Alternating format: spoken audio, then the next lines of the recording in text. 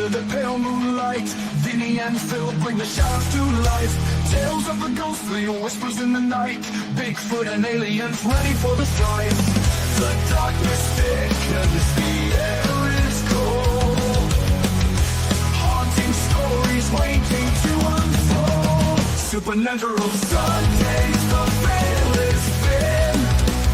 Join us in the chaos, let the night begin. With every whisper and each chilling tale, dare to believe where shadows prevail.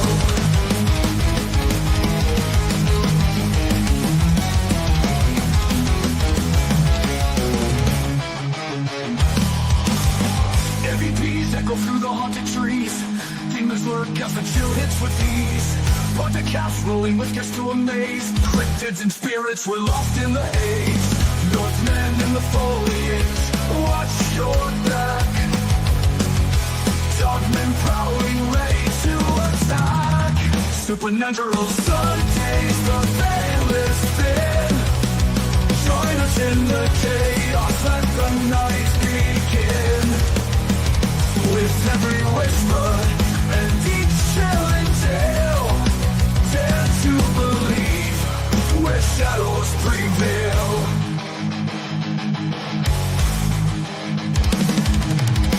Moving in the foliage, watch your back. Through the prowling, ready to attack.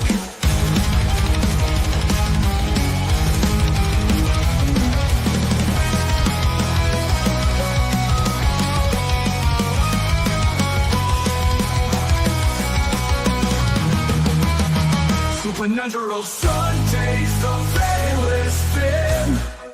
Join us in the chaos, let the night begin. With every whisper and each chilling tale, dare to believe where shadows prevail. So tune in next week, fear in your soul. Darkness awaits, let the stories unfold.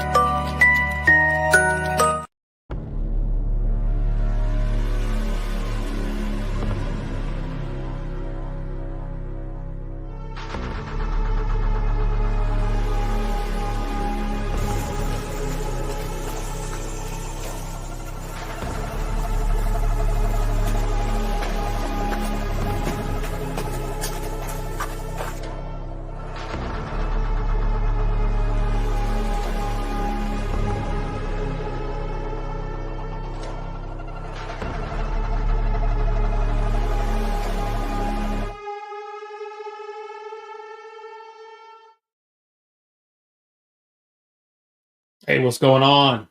Welcome everybody to Supernatural Sundays. Our second one, I think, in December. Yeah. Well, first one maybe December edition. Everybody getting ready for the holidays. Hope you all survived eating all that turkey, that dry bird. All about freezing cold. Yeah, gobble till you wobble, and now you go out and freeze.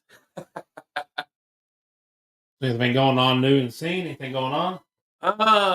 We don't have any investigations planned for a while because I know it's your busy time of year at work, and I got some seasonal thing I'm doing.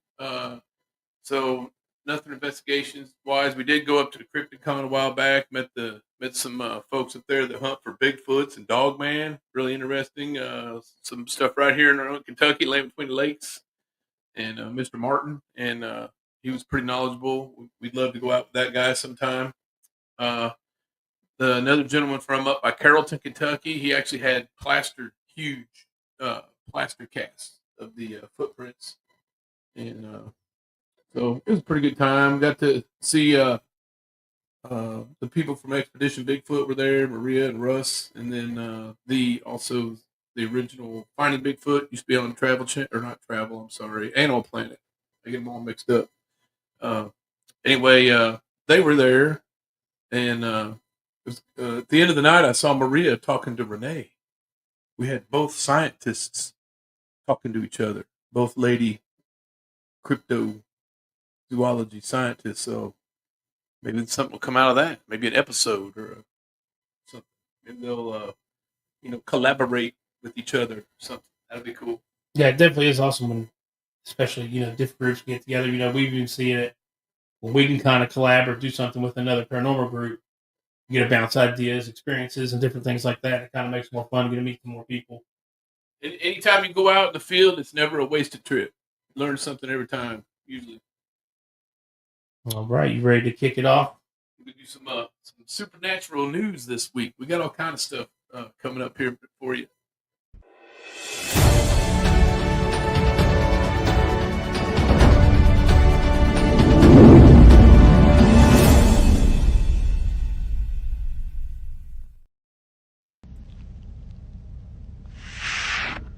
Never mind what I look like. I'm in bed. And I'm exactly, I'm on mountain time right now, and it's 2:45 in the morning. And I just had one of the most horrifying experiences, terrifying experiences I probably ever had in my life tonight.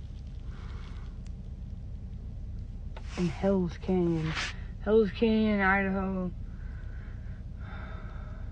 Yeah, you should look up Hell's Canyon in Idaho. It's a beautiful place. I was driving through there at night. It's very dark, kind of scary, especially in a semi-truck. And I was really tired. I was about 120 miles into Hell's Canyon in Idaho, headed south. And there's a lot of places on the side of the road where there's chain up areas. I mean, big, huge pull off areas just for trucks to either park and sleep or chain up when you gotta put chains on when there's snow and ice and stuff, but snow chains on your tires, chain up areas. So I pulled off of this great big one. Probably could have stacked 20 trucks up in there, a big spot. Everything shut down for the night, laying in the sleeper, and I started hearing this purring sound, this deep, deep, deep purr. I mean, loud vibration, like a cat purring, but it wasn't like a cat. I can't explain it. Next thing I know, I feel something banging on my trailer back there. At this point, I'm like freaking just paralyzed, petrified, laying in my bed. Like, what's going on? What is that? I'm in the middle of nowhere. I'm in Hell's Canyon. Hell's Canyon, look it up! Hell's Canyon in Idaho. I'm talking about the wilderness. Yeah, it's the wilderness. There's nothing out there. Mountains, rocks, Salmon River, and lots of wildlife. And I don't know what kind of wildlife this was.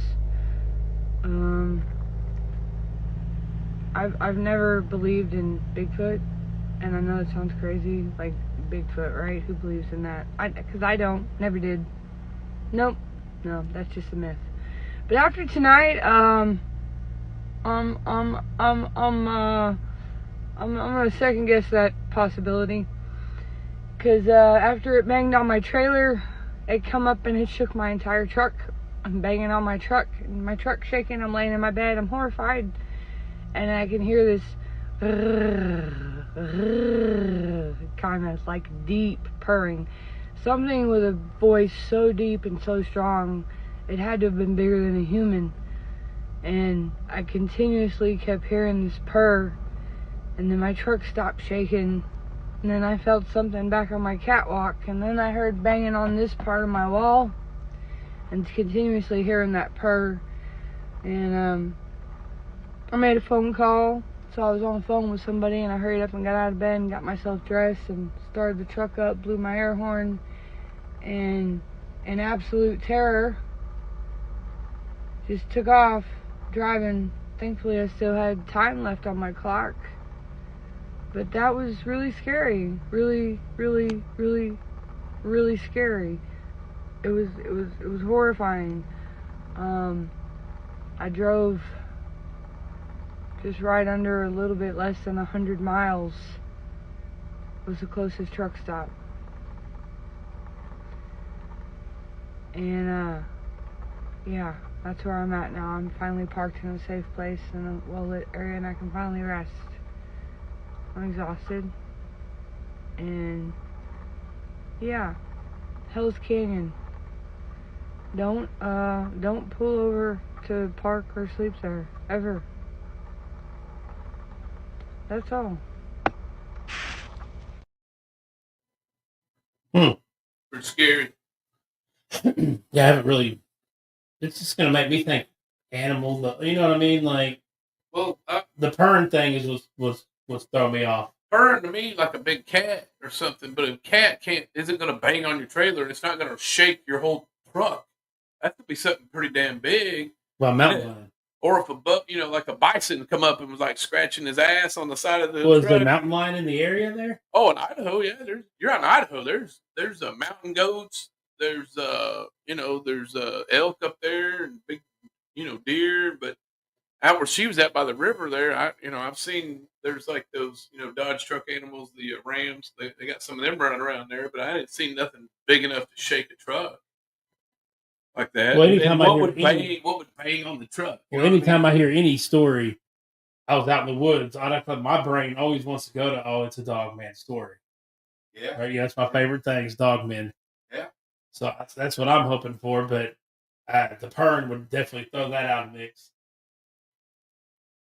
Maybe a snarling. We had a horse come up and rub his ass on our camper one night. That's what made me think of that. It scared the hell out of us. But Yeah. It was, but it ended up next morning. We thought it was a bear. We were freaking out. The next day, we were like, nobody talked. We were like catatonic all night, wouldn't move.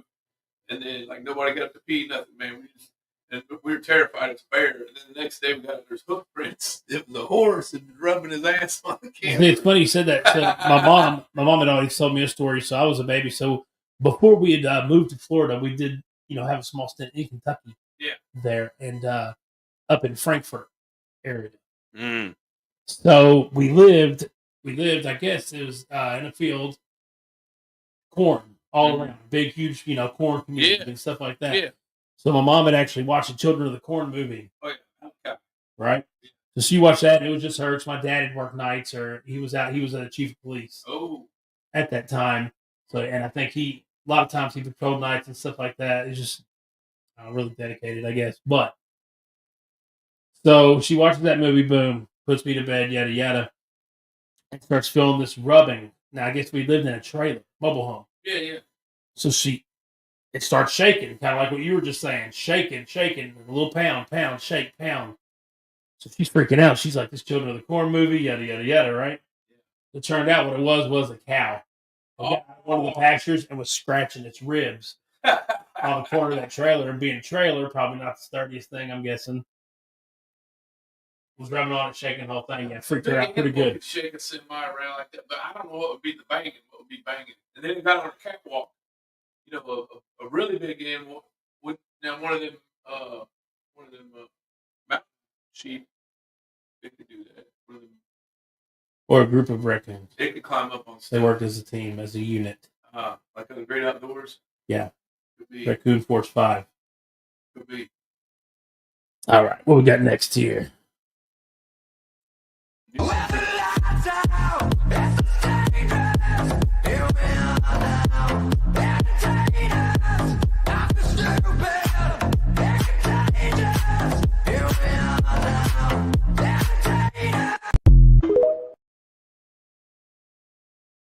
Taste of the Pigman there. Kind of reminds me of the Wookalar off the. It's an old movie with Don Knotts and Tim Conway. It was kind of like a whodunit clue kind of show. And he's always talking about that Wookalar. And at the end of the show, This thing's got like a pig face. And it's like a man. So I think that pig man could just be a Wookalar. So definitely have to research, I guess, the Pigman some more. Yeah. I've not even heard of If you it. look up Wookalar, you'll get a good laugh. Wookalar. I Yeah. think you showed me that picture before. It's pretty awesome. Or, and I was thinking this too, you could really go on a limb for the lady. Oh, noises outside.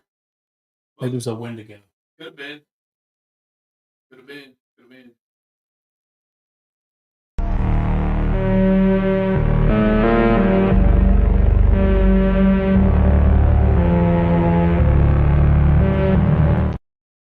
In the house was on fire. The house was on fire up in Indiana. I think the firefighters was taking a picture, and it looks like a ghost in the fire. Maybe play that. Yeah, one I want to more. watch it again. It went pretty quick. But Yeah, it went, I it don't kind of know. looked like somebody in a jacket.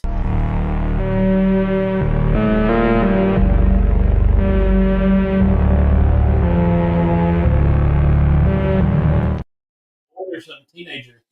Yeah, You can see some facial pictures. Yeah, that's pretty weird. yeah. So paranormal or smoke just doing a weird thing. I'm gonna go with plausible either way. What you think could happen, and then what you really would like it to be. It could be flames that look like a shape of a human in the pareidolia. Yeah, with the smoke, maybe just kind of mixed in. Because I mean, it's just like that whole thing. You could throw 3 gallons of paint on a wall, and 3 different people will see 3 different things. It's just kind of how your mind kind of pulls it. But then if I suggest something that it looks like, Yeah. everybody can see it. So if one person saw it and they're like, "Oh, it kind of looks like a ghost," and now you're promoting that, I'm going to see that too. I've seen it happen live. Like I went to a investigation one time where they were doing a EVP session. So basically, they would record and play it right back immediately. And they record and they play it back, and all you hear is the lady ask a question. I didn't hear nothing. And they're like, hey, I think somebody's saying something. And I'm like, I don't hear nothing. There was like 20 people in there. So they play it back again. They're like, look right there. Don't you hear it? I was like, no, I don't hear nothing. And then the guy behind me, he's like, I don't hear nothing. Then about the 4th time they play it, right there, do you hear it? And then pretty soon some lady in the back, she's like, I think I'm hearing something now too. They played it over and over enough times. It kept saying there was something there. And then pretty soon people was thinking there was something there. And to this day, I don't think they got anything. Actually, what's Just really cool about that suggestion. is so Dan Aykroyd did a long talk. I watched a video on that whole suggestive theory and you know how different things once put in the mind, you know, what's that do to us, because the mind is so powerful. Power of suggestion. And of course, you know, Dan Aykroyd, real big into paranormal, Yep. huge in it. His family was into it. That's why he wrote Ghostbusters. Was his family was this family of ghost hunters, and probably really the first. Then, when you think about it, you know, that would go to house and stuff. They didn't really try to make a fame thing off of it. It was more just being interested with it. And yeah, Dan talks about it now. He does some podcasts and stuff and talk about a lot of the paranormal stuff. He was on a there's a really good episode on Joe Rogan with Dan Aykroyd, and they're talking about the crystal skulls. Mm-hmm. And then that's what he named his vodka after. Which is very good. I haven't If tried you it. haven't had it, it's very good. He filters it through crystals. Mm-hmm. Yeah. Yeah, it's smooth. It kind of has a cold going down instead of like a burn. Ah. Very good. I think last night I saw it, I think $50, I think, And for the 5th of it, and it comes in a skull. yeah, the bottle shaped like one of the crystal skulls. It looks like a crystal skull. Reminds me of Indiana Jones. The Temple of Yeah, Doom. pretty cool. Yeah, so if you haven't tried it, I'm not telling you to drink, but Yeah, it's very good. We're not Very good. encouraging it, but if you want to sample, And we love Dan, so yeah.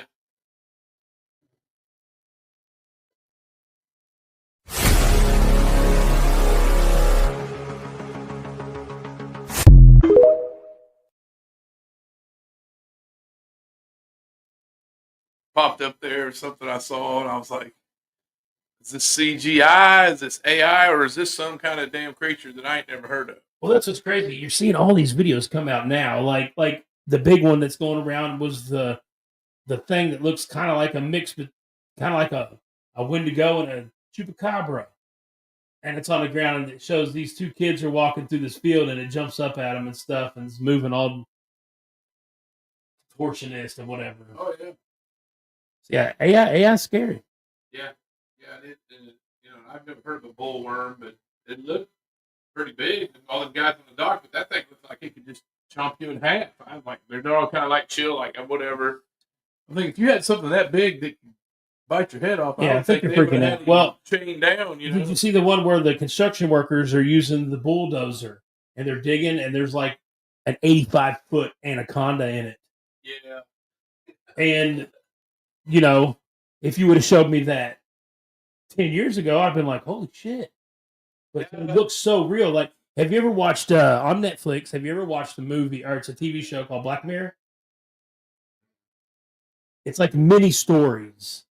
And there's different seasons, but on one of these newest ones, so they actually there was this episode about AI and AI portraying people and stuff, and looking just like me or you on TV and stuff like that. Salma Hayek's in it, and it's kind of just a little creepy show. Get your head kind of thinking about things, kind of show. But at the end of that episode, they let you know that whole episode was filmed AI, and the actors in it were AI.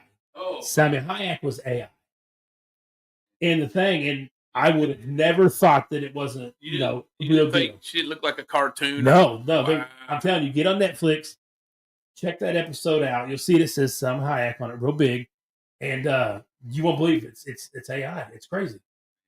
Check it out. And a lot of movie companies, that's what the Actors Union is going against right now, because a lot of these movies, they just want to buy your likeness one time, then AI you in movies.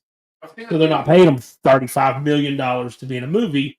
Once I buy your likeness, I could put you in 500 movies. I've seen them do that, like when an actor passes away and the movie didn't get finished, or they got. Well, back in the old days, they would just use a stunt double or a step in and just use lighting and shadow things different or far off shots, so you couldn't really see it, or get family members. But yeah, that episode just made me be like, wow, if AI really looks like this. Then of course you see on your social media when you're flipping and stuff like that, different actors and stuff promoting something, and you're like, you wouldn't care nothing about this. So even with music, they're trying to do that. People with people's voices didn't make the song whatnot. They make it sound like they sung it. Hey, AI eventually is going to take it over. Is it a good thing or a bad thing? Or is it Terminator 2 Judgment Day? I don't know. It can be, Skynet could go live? It can be a good tool for problem solving. But other than that, I don't know that you want to turn something like that loose. You don't want to end up with... Well, my whole problem with artificial intelligence is this. I want to think that we can build something that is learning and at a high learning rate, but at the same time, it's still any computer or anything still has the limits of what it's programmed to. So could it ever become self-efficient and self-aware and start making decisions, or is it only always going to be able to go where the programming stops? Every time they come out with some new software, there's always problems. I think the thing we broke down most of the time anyway. How many versions of Windows are we on now? How many times you got to turn your phone off and on or restart? Well, that's the thing, though. If there's a problem, of course, you're going to have this super AI that's going to detect that and fix it instantly. It can work nonstop on an issue. We, as people, don't. Yeah, time factor, procrastination. People eventually need to sleep. Money worries. Yeah. An AI system wouldn't worry about any of that. It would just main focus would be fixed. Yeah. But talking about the limitations things, do you ever watch the interviews that they have with like Sophia or the dude AI robot? So like this one, kind of spooky. Yeah, they'll say some crazy shit. But this one, it said it was really crazy. So it was talking, and it was like, well, my main concern is humanity, and I'm programmed to love humans, so that is my number one objective, the safety of humans.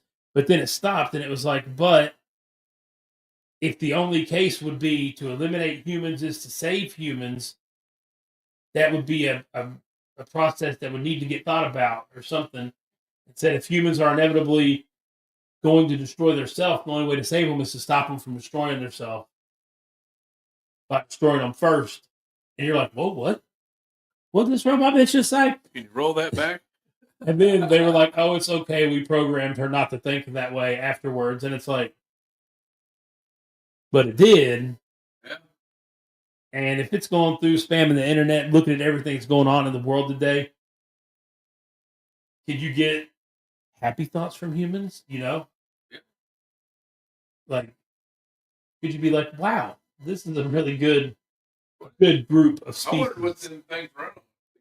You know, if once the battery goes dead, you wouldn't have to worry about it no more. Let's say figure out how to plug yourself in. If you could keep them from recharging yourself. Or if you're going with something like nuclear fusion or something that is years and years before it stops. There have to be some kind of thing. I don't call Tony Stark. Just ask him how he got the arc to work. You got to get him to That sustainable you power. got to kill their cooling system. You know, I'm sure somebody in the comment can call and tell us what the concept of leaving the arc to work for so long. it could be a bad day. Never die. I think that's what Tony Stark's thing was. It was this how he designed that was some process about making sufficient energy that doesn't need to be stopped or burn resources. It constantly makes itself. He's got that piece of shrapnel that's trying to go into his heart. That magnet thing that's lit up all the time. That's what keeps it from going all the way in and killing him. Somebody needs to tell us. But I would say right now they have to work on battery, right? Some kind of lithium batteries or something. Yeah, they're not nuclear powered yet. Maybe one day. What's good, Enigmites? Take a look at this dash cam video sent to me from the Sunchild First Nation Reservation in Alberta, Canada.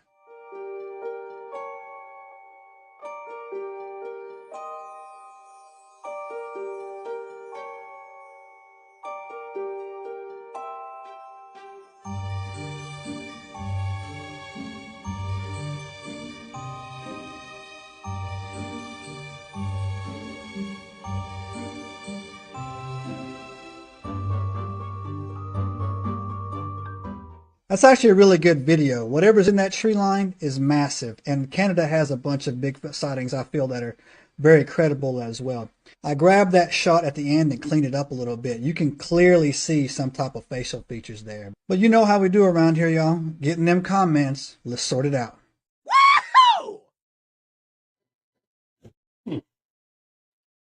Yeah, I thought that I saw, so maybe I saw something different than maybe you saw. I thought it looked like it was something walking on fours and it had hind back legs.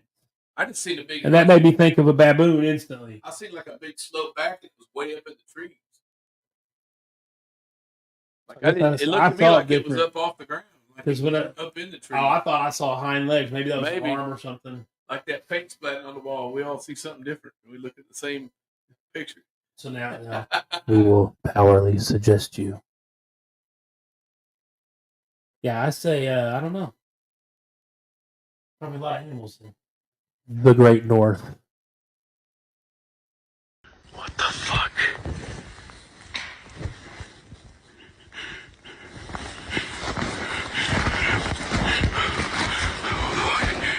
Shit, man. I don't know what this is, man. Something fucking screaming down there, man.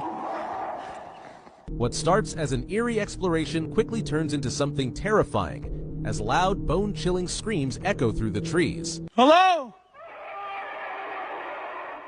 Where are you? Show yourself right now!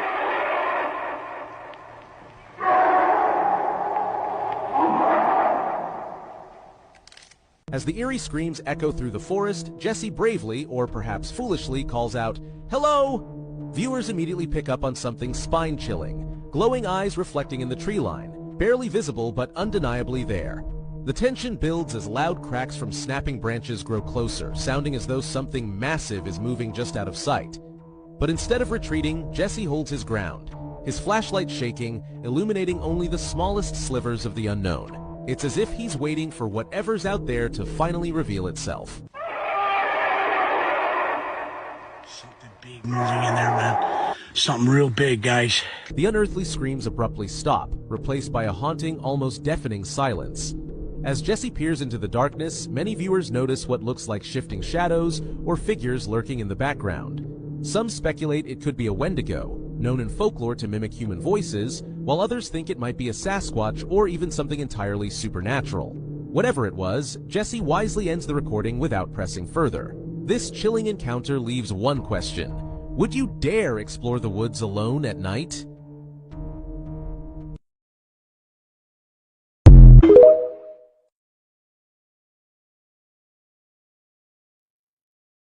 Yeah, so we were kind of, you probably saw us moving around and talking through that one. Totally, I think that's fake. The audio file, it sounded like there was reverb on it, man, and it sounded like that creature from The Thing. I was thinking somebody just recorded off a King Kong movie or something.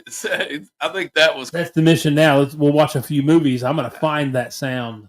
I call bullshit. Yeah, on definitely that. reverb at the end of it. You could hear it. Fake. Good try though, I guess. Good effort. If I heard something, I would still want to go look. Because my curiosity would just take me over. I'd want to go check it out. Yeah. This is one of the weirdest things I've come across. There was this prophecy of a Hopi chief. This prophecy goes back to before the white man was in America. He had this whole sketch. They didn't have a written language, but he predicted really crazy stuff. He said there's this separation at the end of this drawing. It could either be chaos or it could be the coming of the Great Spirit again. It boiled down to one individual. It is known that our true white brother, when he comes, will be all powerful and will wear a red cap or a red cloak. He will bring with him the sacred stone tablets. With him, there will be two great ones. One will have the symbol. It looked like it just an X. And when I read that, just chills went down me. He mentioned that the man with the X symbol. He said he will be a man of great invention. I'm just now understanding the X reference. Yeah. Okay. Wow. When it talked about the sacred tablets, that was weird to me. We talked about the Mar-a-Lago. We talked about the Mar-a-Lago Ark of the Covenant thing. It's just weird. Yeah.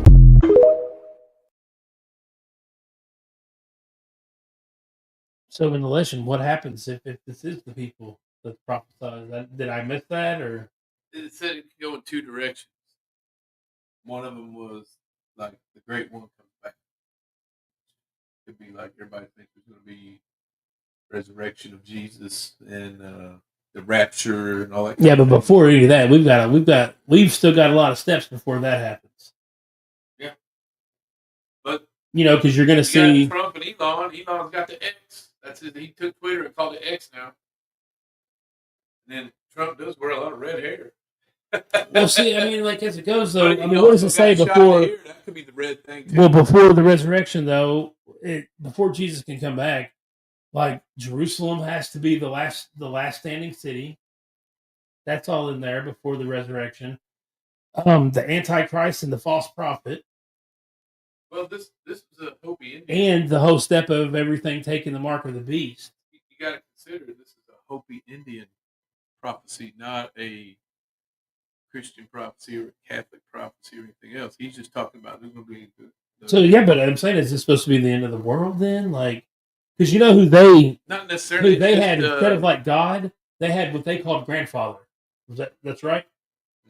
They called it was called grandfather. They have like the sun, The great grandfather and stuff, and that's who the elements and that kind of thing. But it was their interpretation of what the Hopi Indian prophecy was, and what he drew on there.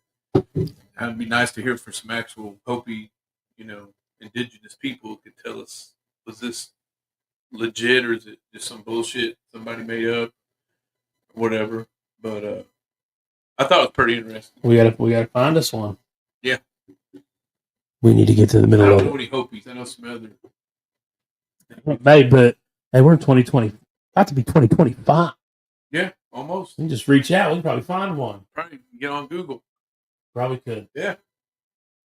The Wicca will tell you all about it. Did you know that in Taos, New Mexico, there exists a mysterious sound known as the Taos hum? This low-frequency noise, audible to a select few, has been reported since the early 1990s. Locals describe it as a persistent humming or buzzing, resembling a distant diesel engine. Despite investigations by scientists and various agencies, the source remains elusive. Theories range from industrial disturbances to geological activity. Interestingly, only about 2% of the population can hear it, leading to questions about its true nature. Whether a natural phenomenon or a psychological effect, the Taos hum continues to intrigue and mystify those who hear it. Subscribe for more fascinating facts. And what state did it say it was in? New Mexico, Taos. Out there where they dig uranium and stuff, and then there's some pretty good casinos. Like Roswell and stuff, though, right? I'm not sure. Roswell's on the north side. If you're going over toward White Sands, toward the missile base, and then you hang a left to go south to El Paso. That's one of the ways you can go to El Paso. You can go through New Mexico that way, but I can't remember where. I've been through Roswell and that, but I don't remember if I went through Taos or not. See, this is where I didn't hear any humming though. I was driving in. This is where we need like a helper that could just look facts up for us when we ask these things. Yeah, like Joe, what's Joe got? He's like, hey, play that video. Yeah, that's what we need. Maybe currently hiring. We need a speed Googler that'll work for coffee, snacks. Coffee and snacks. Yeah, we got snacks. When I was home in 2016, Alexandria, Virginia, I was abducted by aliens from my bed. They came, they paralyzed me. I woke up around 4 o'clock in the morning. I was in bed by myself. I was laying back and I couldn't move anything. What I did notice is that my body started turning into particles, like when you see a video and they have like the souls are lifting out of the body, but this time my soul and body, I don't know what it was, but it was turning into particles, and like you could see it turning into like see-through and getting out of my body. So I'm like, okay. I close my eyes, I open it up again, and I'm in a dark room and there's a light on top of me. I'm naked at this time. I'm looking around and I'm like, oh my God, and it's not like I'm looking around like I can move my head. No, I'm literally like this, like barely an inch moving around. And when I finally looked down at my feet like this, there was a white guy in a suit with sunglasses by my left foot. He saw that I woke up. He had sunglasses in the dark room. He saw that I woke up. And you know what he did? He took 2 steps back into the dark. So imagine being in a pitch black room and there's only one light right on top of you. I can't move, and I'm like, so I'm like, okay, I fall back asleep. I don't remember what happened. I wake up.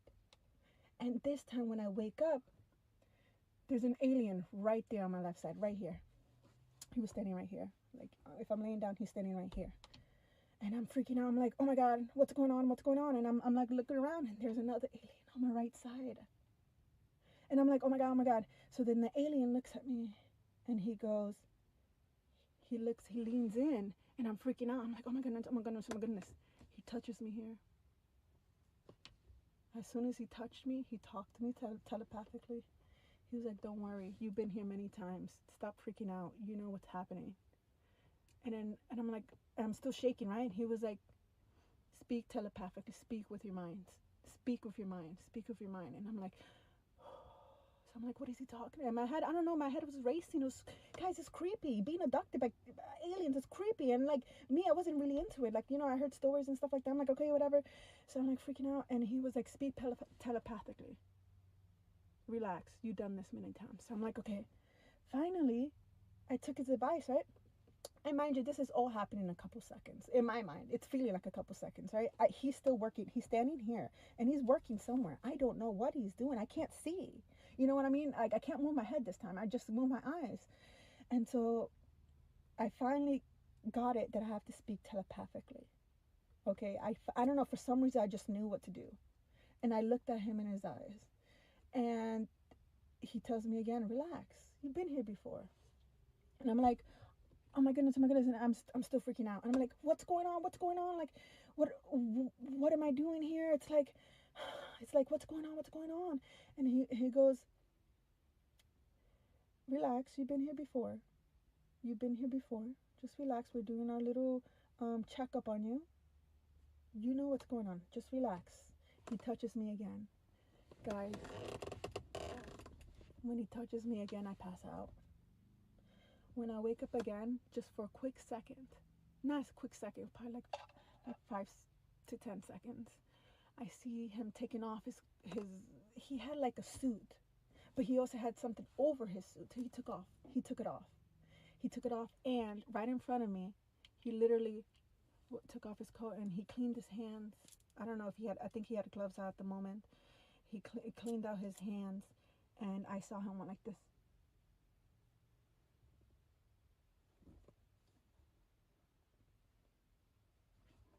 And this was looking at me.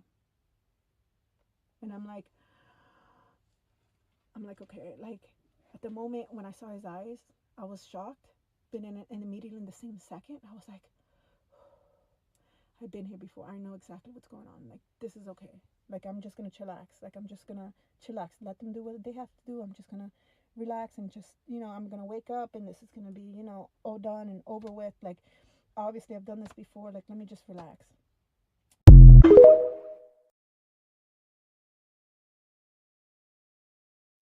So, do you think that like the word "freaking out" is in a lot of the extraterrestrials? Yeah. Talk bank. I mean, Pretty really? wild. Here's how I see that though. You see all the stories about alien abductions and stuff like that, and I know fun theory is going to be, oh well, they know how we talk, so that's how they talk. But how do you never hear no one say that they communicated with these aliens and they had a different language or couldn't speak English? Maybe that's why they tell them to communicate. Or maybe they talk like Yoda. I don't know. Maybe that's talk backwards. Telepathically. I like the one part where she says, I just really wasn't into it. I think she was into it. It looked like to me. I don't know. She had her little drawing there and everything. Very detailed. He was by my left foot, and this alien was by my right side. I couldn't see what he was doing down there because I was. But see, if you watch her though, dude, she's not looking up when she's talking the story. Yeah. So what in reading people and stuff, what is it when you're talking to somebody? If they look left, they're telling a lie because they're triggering the left side of their brain, which is the creative side, right? If you're triggering, remember you look right. She didn't really look right. She was just straight on. So that makes me feel rehearsed. Could be. A memorized story. She was kind of. Well, she was in her car, And I'm like freaking out. Like, yeah. I don't know. A little nonchalant about the whole thing, really. It just didn't trigger anything in it. And even if you talk to anybody that's had like a traumatic experience or something happened to them, if they tell you that story, there's trigger responses in their emotions. You know what I mean? Like if that terrorized you, if this happened to you, I think as you're telling it, you're going to see a form of emotion in that conversation because it's triggering it. You're seeing it. You're revisualizing this in your head. So when it's just straightforward like that and poppy, like I like to call it, I always question those. Yeah, it's like those kind of stories, man. I don't see you're not triggering nothing for me. Or maybe she's just told it that many times and she's just super comfortable with it. She's been there before. She's been there before. And she stops freaking out. Yeah. I just chillaxed and went with it. For the 100th time, I was getting it.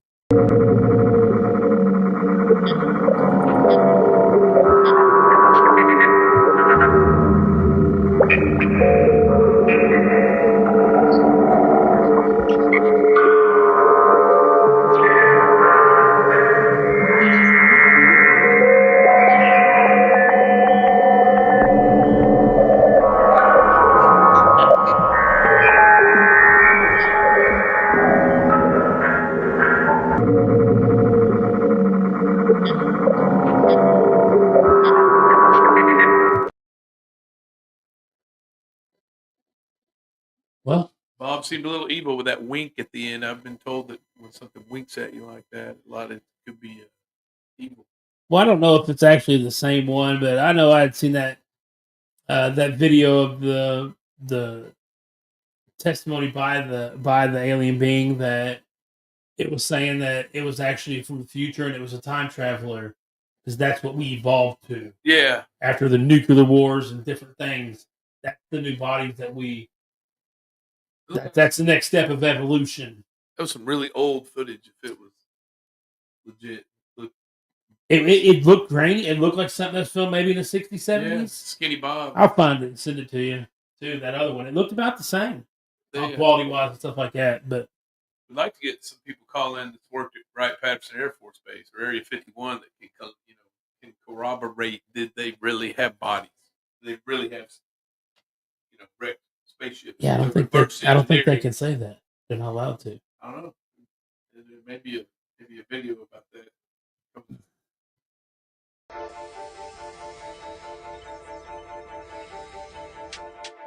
Treasure hunters Peter Lindbergh and Dennis Asberg were exploring the Baltic Sea when an unusual image appeared on the sonar. A nearly 200-foot cylindrical object.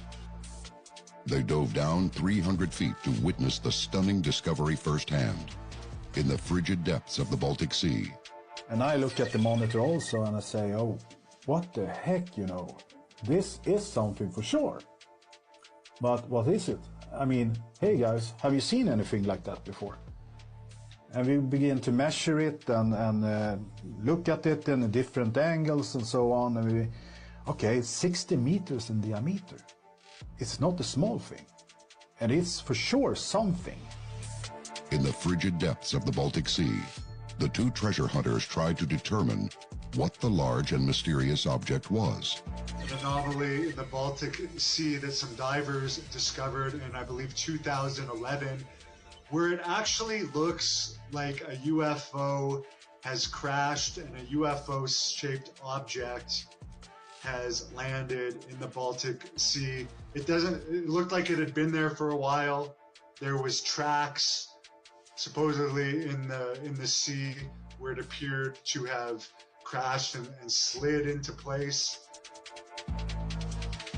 The enormous, unidentified object measures more than 200 feet in diameter, 26 feet in height, and is covered in strange markings. The ocean floor nearby showed evidence of 1,600 feet of churned-up track. Was this a crashed alien spacecraft? The Baltic Sea anomaly, Sweden in 2011. Sonar images taken by a Swedish treasure hunting team revealed a strange disc-like shape on the floor of the Baltic Sea. Some enthusiasts speculated it could be a USO, but further investigations suggested it was likely a natural geological formation. Some people have claimed it's natural. However, they did find a triangular shape on the side of it with a circle in the middle that could have been some type of sign or door at one point.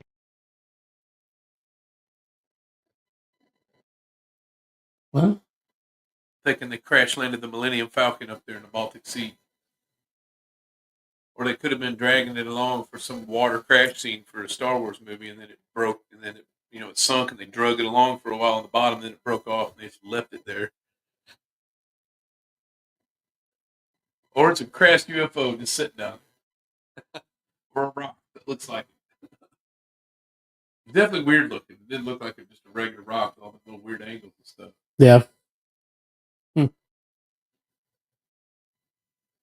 The guy with the worms in his brain is about to start exposing some crazy things about the medical industry. And we're already starting to see it because they want to silence Dr. Barbara for what she said after the election. Listen to this next clip carefully. They want us distracted and divided while they profit off of our pain. The way things are set up is that the hospital needs to make money. The problem there is that if you figure out a way to help patients heal, and that way doesn't include a pill or surgery, then the hospital and the doctor are in big trouble. Doesn't this sound familiar? Dr. Sebi was talking about a natural healer that pharmacies couldn't profit on before he passed away. They don't care about us. They bring us information that, oh God, that's why the rest of the world laughs at us. Because they know that we have both eyes closed. Moringa has 23 times the iron in spinach, 7 times the calcium in milk. Well, I stopped drinking milk 42 years ago, and I could fall on my knees. 11 times vitamin A, that you find in carrots.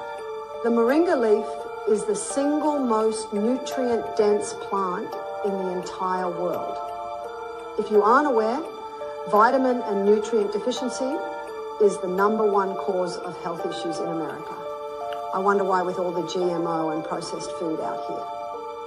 So, the top signs that you have a deficiency are poor sleep, fatigue, low energy, irritability, and stress.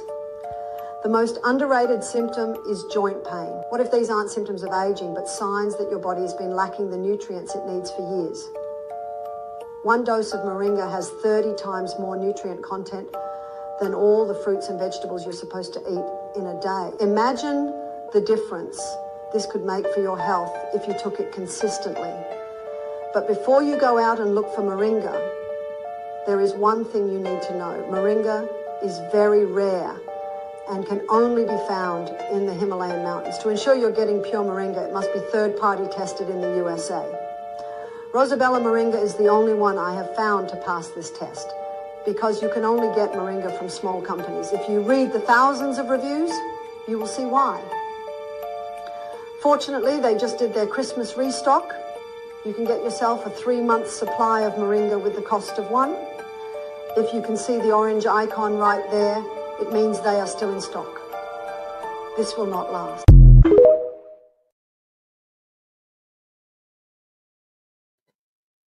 Big pharma don't like you to use natural things to heal yourself. Yeah, I mean, well, that's why they're. I mean, just like the weed thing. You know, look at what it does for people in certain situations, and they don't want that. If people can cure stuff off natural things and stuff like that, then it ain't no spending no billions upon billions of dollars in medication. Well, there was a little child that had seizures real bad, and they were taking marijuana, and they were somehow they could centrifuge it. They took the THC out of it, so the kid wasn't going to get high or nothing, but it would knock out the seizures. This kid was having really bad seizures, and they had all different medications, and they had to go to Colorado or somewhere because the doctor wouldn't prescribe it, whatever. In their state, it was illegal, so they took the child out there, and that explains the difference. Yeah, and I'm like, well, why wouldn't they legalize something like that for seizures and stuff? It's the only thing that would work. I'm like, because they can't keep pumping us with pills. It wasn't like they were giving making that money. Did you? Just think about it, man. You go to your doctor and you talk like that. You tell them you got an issue going on or something. Are you like, got this problem? What's their first answer? Oh, well, we're going to try with this medication real quick. And I think instead of, well, let's research it and find what's best for you. They'll either put you on. They want to sell you the pills, or they'll send you to a specialist, and then they'll put you on some kind of medication. All the same. Yeah. Runs the world. I think we need to get this medicine needs to go beyond just pharmaceuticals. They need to look at the whole big picture. Well, look in other countries. They're not, diabetes, just all these different things, cancer. They're not as overrun as they are here. I mean, I know we have more people, but it seems like, especially like with cancer and stuff like that, like you're telling me we haven't really improved, like in this long a time, or is it better for me to keep you on chemo and getting those nice chemo treatments? Oh, and here's your anti-sick pills. Oh, this will stop the nausea from the chemo treatment. Oh, this will bring your stamina back up. This will, help fatigue. So now you're on chemo and 19 different pills that you're paying $300, $400, $500 a month for. In some cases with chemo, thousands of dollars a month. Yeah. They want you to keep rolling with that. They need that. How did ancient Egyptians move those blocks to be able to construct that pyramid?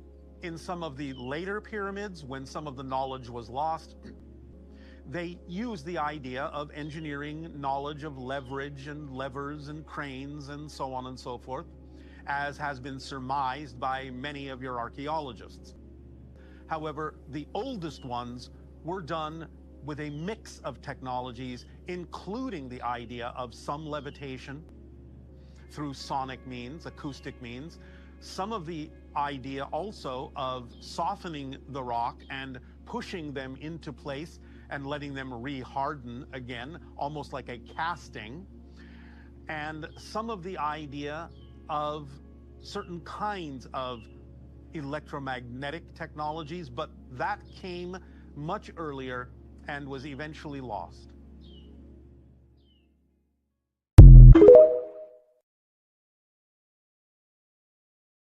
No, we know who helped with the pyramids. It was the Anunnakis. That was the Shara guy who talks channels the aliens. So he got some ideas Using there. the alien technology to build the pyramid. I've been out digging fossils where I've seen sandstone. Like you'd be out in the desert in the middle of summer, and you're like, you hit ice. You're like, this is what? It's like you're on the side of this mountain and you dig the sandstone out, and they're like, oh, gotta stop digging here, and then you gotta wait another day for it to dry out because the rock will be just like mush, like mud, and that ice and everything falls out, and then you chisel it open, and there'll be fish and everything in there. But the one thing I noticed when you dig through the layers of rock, you really don't find anything till you get right below a volcanic ash layer. It's like Yellowstone or something popped off in the ash. You'll find like a big fish chasing a little fish, like he's like frozen time under this ash layer. And that's where you find all the fish and stuff. And then you go down below it and you get back into just sandstone and you get nothing. But I've seen that stone where it's just like mush. It's like ice and it's wet and everything. And then you let it dry out a day and you can chisel it with a chisel. It hardens back up. So I think his one theory is plausible. You will be able to put those blocks in your salt, harden back up. There's a secret government with its own Air Force, its own Navy, that's above the law and free from the law itself. The CIA director says, yeah, I know this is real. Why is it this level of secrecy? Who's keeping it secret? How are they doing this? How do I take on a group that have technologies that can do circles around the B-2 stealth? The worst treasonous acts that have ever happened to any country that falls is from within. The president, the director of the CIA, they had all been pushed aside and denied access. What's behind the secrecy? So let's say you have something that is fit on a little table this big, and it's pulling energy out of what's called the quantum vacuum, which was proven to exist back in the 50s. If you had a coffee mug, the amount of space in that coffee mug has enough potential power to boil off all the oceans of the world. That was mastered decades ago. That means that every home, business, car, manufacturing, village in Africa that would generate all the energy they need for all the needs that we have for a modern civilization. If that technology were to be disclosed, it's $1 quadrillion in proven assets, oil, gas, coal, that are obsolete. That's what they're protecting.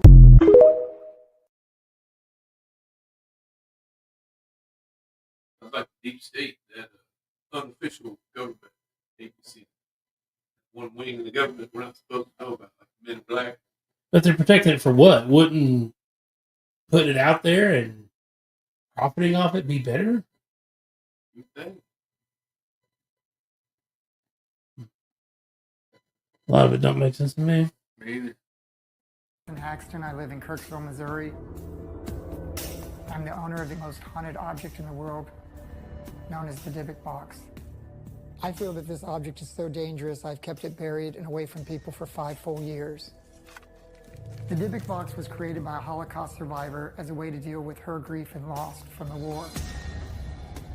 I'm digging this box up so that I can take it to Zach Bagans and bring back the original owner, Kevin Manis, who feels that the box may have been contributing to his mother's death. Between the three of us, we might be able to come to some answers and resolution about this haunted object. Oh my God.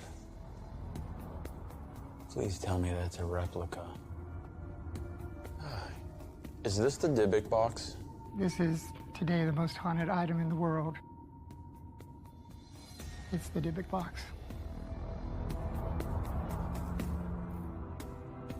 Why am I already shaking? Please have a seat. It's been removed from Missouri in 12 years since it arrived. This is known as not only one of the most iconic haunted items in the world, but it's also known to be one of the most deadly. I was kind of apprehensive bringing it here. It's not been removed, it's not been seen, it's not been really out like this. Where do you keep it at home? It actually, it stays in the state of Missouri in a military box and buried. So it is completely protected. Where is it buried? I own 26 acres of land. It's buried in a rural secret area. spot on that land. So I always know where it's at, but I don't disturb it. You literally unburied it like you were on Raiders of the Lost Ark. Brought it out. And digging this thing out. This box is used to contain evil spirits. Correct. We don't know whether it's one or two or multiple, but we know at least there is a Dybbuk. Can you define what a Dybbuk is? In the Jewish faith, it's a spirit that has unfinished business. And so it cannot have peace. So it attaches, it cleaves. Possesses. It possesses a person to finish out whatever it didn't finish. So you have something living through you to finish its life.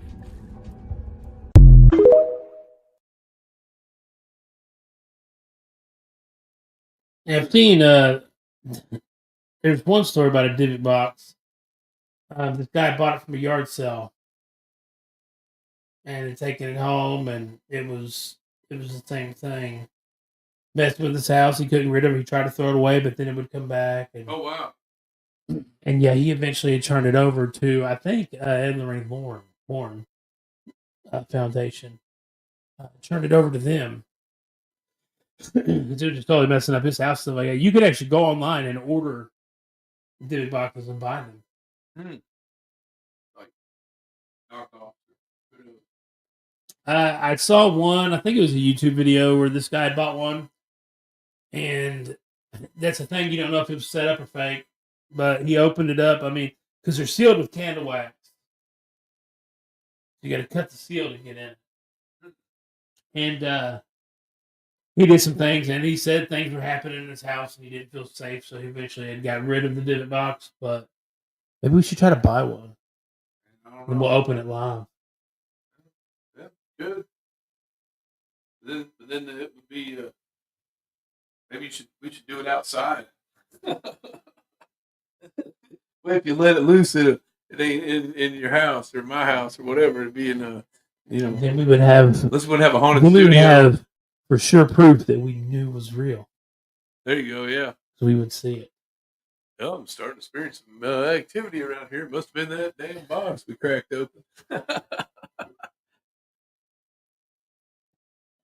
This North Carolina resident captured a picture of a demon and didn't even know it. The following picture and story I'm going to share with you guys comes out of Marion, North Carolina.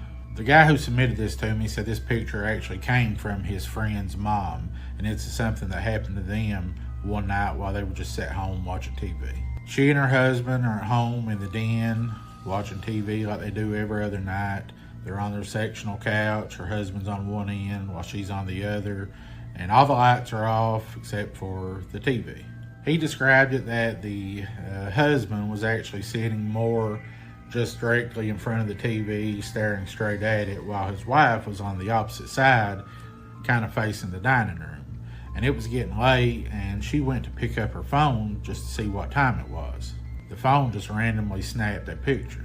She didn't really think much of it at the time, that is until she went to bed, and then she just got a feeling come over her that she needed to look at that picture to see what it was, if anything at all. And I'll go ahead and let you know, this is pretty creepy, but check it out. This right here is what she captured when she looked at her phone. They have no explanation at all what this thing is. It wasn't a person, no one else was home, but when her phone randomly snapped that picture, this is what she caught. They believe, and I agree with them, that this is something demonic. If you've ever seen anything like this, let me know in the comments. If you have any kind of pictures, stories, or videos, I'd love to see them. You guys have a great day. God bless.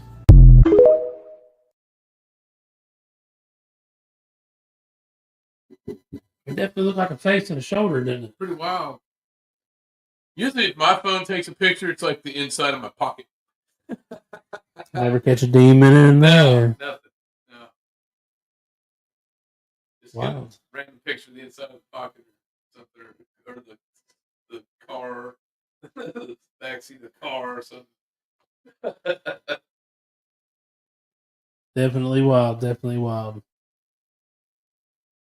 We were supposed to go a little longer today, but our guest, something happened with the guest. We're not sure yet, so we'll have them on again. Reline that up. It'll be a fun show too. It's about demon possessions and stuff. We were going to dive into that, Exorcism. and stuff like that. So yeah, hopefully we can get that lined up real soon. Absolutely. And come out. What we got going on? Anything coming up? Just good holidays. We got been trying to get with the Dog Man guy, and he would be willing to come here or have us go to him live. And he said he don't do podcasts with the computer. He's not real computer savvy, so I'd be absolutely he could come here. We could go to his place, whatever. But it's time he would be on the show though. Yeah. But he said he's about 75 podcasts behind right now. So You said that's the guy too that the documentary's about. That he was the ex-sheriff. yeah, retired sheriff. He retired so he could, because he had an encounter in it. Oh yeah. And Kind of totally stoked him in. He kind of retired. Now he just does constant work on this. He's been Land Between the Lakes. He's been researching cases in Land Between the Lakes area for over 36 years of people just getting. They found people mutilated and torn to pieces. Every one of them, the cause of death is unknown animal encounters, but they don't know what it was, but it has to be something pretty strong to do what it did. He's got a couple books, and there's a movie coming out next spring, so I hope try to have him on. There's another place down by Dale Hollow Lake, down by Kentucky-Tennessee border, that they're having some dogman activity down there. So if we go on one of these investigations, there's a lot of protocols we got to follow. Well, Dale Hollow Lake's not that far from here. No, they're just he's one of the guys that's not real big on anything electronics. Like I don't even know if he'll even allow a cell phone or anything. Like he goes out with a kerosene lantern because that's something that they're used to smelling and seeing. I've had other Bigfoot researchers also tell me that they feel like they can see infrared light, they can sense equipment. That's why you don't see a lot of them on trail cams and stuff. They can detect. Or they can also detect your intentions. If you're, just out there want to meet them and you kind of have an open mind and everything. But I don't think the dog man's going to invite you in to meet. No, every encounter I've heard about dog Vicious, man has vicious. been very terrifying. Like running alongside the car and reaching in the car trying to claw you, and I mean that kind of attack. Or these people barely escape with their lives. Get your dinner. And a lot of Bigfoot encounters and Dogman both, I think the creature allowed them to leave. Because as fast as these things move, from all the people that have had it come after them said, it let me leave. It let me go. Because it really wanted to get me, I wouldn't be here. And there's a lot of people go missing, especially in national parks and whatnot. A lot of places where you don't do a lot of hunting, big areas, people go missing every day. I love talking about Dogman. Absolutely. We're going to have to go on a Dogman expedition. We went out looking for him last year, did a camp out, but really nothing too eventful. We did have a few weird things going on. But Got to go to that north side. Yeah, we went to the east side, so we'll have to go back to the north side this time. Or if we can meet up with Mr. Martin, he does have locations. He's actually got GPS coordinates that he said he gave our other friend Bruce some coordinates, and so whenever we get the time and everybody can go. But that's the thing too, though, that I guess I'm curious about. So why would it be in the same spot again? No, not just that, all over, because that kind of falls into our portal theories in different dimensions, if those are entry points. But does the portal stay in the same place and open up every time, or do they open up here and there? But it's probably like I'd say it's a little bit multiple locations, but in this spot. I've been in houses like where over here weird it's going to stuff always on a land right wall. there. Over here it's always going to land in that spot. It's like a triangulation thing. Could be Like a grid. I think it's just wherever. But if he's seen these dogmen and dogmen essentially eat people and rip them apart, why does it seem like people are so willing to? Yeah, I'll show you where they're at. You want to go out there? Wouldn't you want to be like, you don't want to go out there because people die from these things. Yeah, what makes a dog man attack? And they don't eat them. It's not like they're dragging the people off and all you find is a couple bones left. They kill them and leave them. It's not like it's almost like something's killing. So I them guess what I'm saying is why killing are they for so, sport. why does it get to where it's so willing to give you this location? Why it's okay with it? I don't know. Maybe he can answer that. You can talk to him. Yeah. All right. Well, that's it. Hope everybody has a good week this week. Appreciate everybody tuning in. We'll hope to hear from you next week, and y'all have a good week. Come on.